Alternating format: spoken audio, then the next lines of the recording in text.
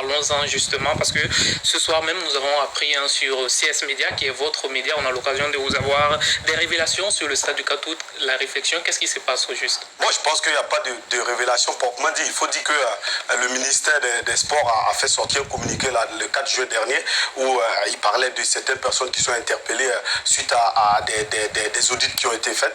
Et je pense qu'à partir de là, ça montre clairement qu'il y a quelque chose qui ne va pas. Parce que si pour réhabiliter un stade, on interpelle des gens, ça veut dire que quelque chose ne va pas. Donc nous, peut-être par curiosité, on a essayé de chercher à comprendre pourquoi il y a cela. Ben, il faut dire que c'est un peu fermé parce que les gens, pour des dossiers comme ça, refusent de s'exprimer. Du coup, c'est difficile d'avoir des sources fiables et des informations vraiment tangibles. Mais qu'est-ce que vous avez pu sortir de votre enquête? Non, ce qui ressort, c'est que lorsque vous faites un esprit critique au long des enquêtes, vous allez voir que le stade, le budget brandi par tout le monde de 14 milliards, vous allez voir que c'est vraiment douteux parce que pour réhabiliter un stade comme ça, on n'a pas forcément besoin de 14 milliards. Donc, nous, au cours de l'enquête, beaucoup parlent de moins que ça, de 3 milliards, etc. Donc, le budget serait surfacturé. Ça, c'est des trucs que nous n'avons pas peut-être les preuves tangibles, mais tout reste à croire que les 14 milliards, c'est vraiment douteux et que ce n'est pas l'image, disons, de la réhabilitation, disons, le budget réel de la réhabilitation de ce stade. On apprend aussi qu'il y a beaucoup de falsifications de dossiers autour de cette histoire.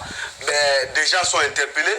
On attend de voir ce que ça va donner. Mais au-delà de ça, moi, je pense que quand j'apprends ça, ça montre qu'il n'y a pas de l'humanisme en nous. C'est-à-dire qu'on n'est pas humain en réalité. On est plus matérialiste. Parce que quelqu'un qui est humain dans cette condition où un peuple est en train de vivre une crise sécuritaire, où on est en train de lutter de gauche à droite, des gens mettent au front, on glane un peu d'argent pour réhabiliter un stade et on se permet de vraiment prendre la part, disons, si effectivement l'écart entre le budget réel et ce qu'on a surfacturé, si c'est vrai, je pense qu'on peut dire que ceux qui ont fait, ils n'ont pas une petite, disons, un petit esprit d'humanisme en eux. Et moi, j'ai mal quand je regarde cela. Voilà pourquoi j'ai dit, peut-être qu'on pourrait dire, l'espoir est permis. Mais quand on apprend ce qui se passe, pour construire, disons, réhabiliter ce stade, on a tous ces problèmes-là. On se demande, voilà pourquoi la dernière fois, je vous ai dit ici, que si on parle d'organisation de CAN au Burkina Faso, j'ai envie de rire, en même temps, j'ai envie de pleurer. Parce que je suis partagé entre les deux. Pourquoi? Parce que si on veut construire 6 stades au Burkina Faso et que pour réhabiliter ce stade-là, ça coûte 14 milliards. Pour réhabiliter ce stade, ça coûte 14 milliards. Pour construire un stade, ça va coûter combien? Et on aura cet argent-là où pour le faire?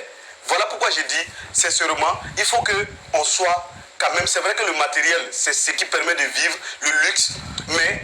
regardons un peu l'intérêt général. Regardons l'avenir que nous avions pour cette nation-là et pardonnez. Même si vous allez faire votre deal, regardez au moins qu'il y a des gens qui veulent vivre. Il y a des gens qui veulent voir. Il faut laisser un peu d'héritage. Son équipe évolue à domicile. On espère donc que le stade sera fini en d'ici. Je pense que cet espoir, si vous n'êtes pas au courant de ce qui se passe, cet espoir est permis. C'est ce que Norbert Zongo l'a dit. Voilà, vous n'êtes pas au courant, vous n'êtes pas informé, l'espoir est permis. Mais lorsque vous êtes au courant de ce qui se passe, je pense que vous serez découragé vraiment de tout ce qui est en train de se passer. Alors on va